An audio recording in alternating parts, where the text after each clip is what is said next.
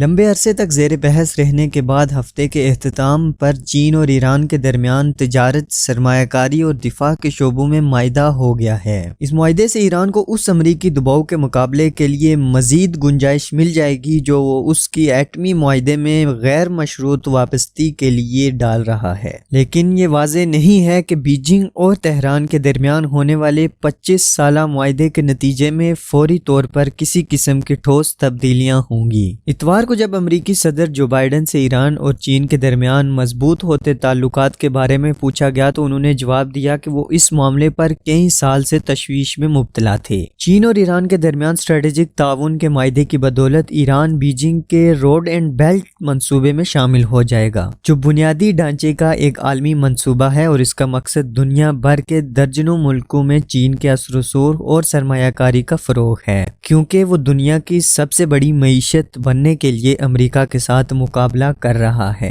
ناظرین، چین اور ایران کے درمیان معاہدے کے لیے 5 سال سے کام ہو رہا تھا۔ یہ اس کے بعد میز پر رکھا گیا جب ایران اور عالمی طاقتوں جن میں چین بھی شامل ہے نے 2015 میں ایٹمی معاہدے پر دستخط کر دیے۔ اگرچہ چین اور ایران کے درمیان $400 ارب کی مالیت پر مبنی 25 برس کے طویل اور جامع اقتصادی تعاون کے منصوبے پر امریکہ کا سرکاری رد عمل اب تک سامنے نہیں آیا، تاہم تجزیہ نگار اس پیش رفت کو نہ صرف خطے کے لیے بلکہ عالمی اقتصادی نظام میں ایک اہم گیم چینجر قرار دے رہے ہیں۔ ناظرین، ماہرین کے مطابق تہران نے چین کے ساتھ طویل المدت اقتصادی اور انفراسٹرکچر کی تعمیر اور سلامتی کے معاملات میں تعاون کر کے اپنے آپ کو نئے عالمی حالات کے لیے طاقتور ملک بنانے کی کوشش کی ہے، لیکن ایسا کرنے کی صورت میں جہاں ایک جانب وہ امریکہ کے نئے عتاب کا شکار بھی بن سکتا ہے، وہیں دوسری جانب ممکن ہے کہ یہ معاہدہ اسے امریکہ کے مسلسل پابندیوں کے تکلف سے نجات بھی دلا دے۔ ناظرین، امریکہ کی کافی عرصے سے ایران پر عائد پابندیاں ہی اسے چین سے اتنا قریب لے آئیں۔ وہ اپنا تیل عالمی قیمت سے بھی کم قیمت میں چین کو دیتا ہے اور اس کی تیل کی فروخت کسی رکاوٹ کے بغیر جاری رہے، اس لیے وہ ایسا کرتا ہے۔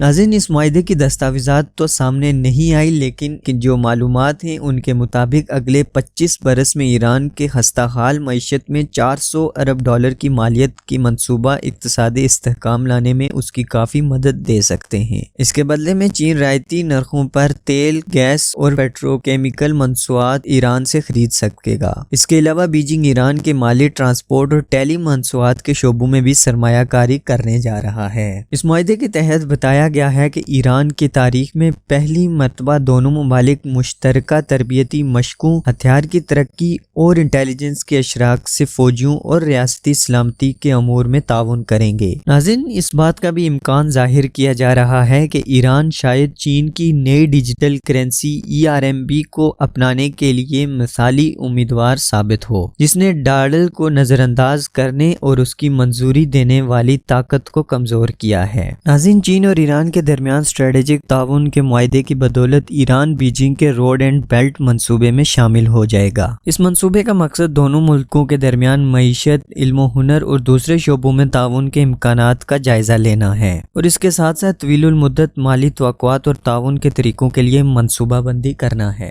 ناظرین، یہ تھی چین اور ایران کے درمیان ہونے والے معاہدے کے بارے میں معلومات۔ اگر آپ کو ویڈیو پسند آئی تو چینل سبسکرائب کر لیں۔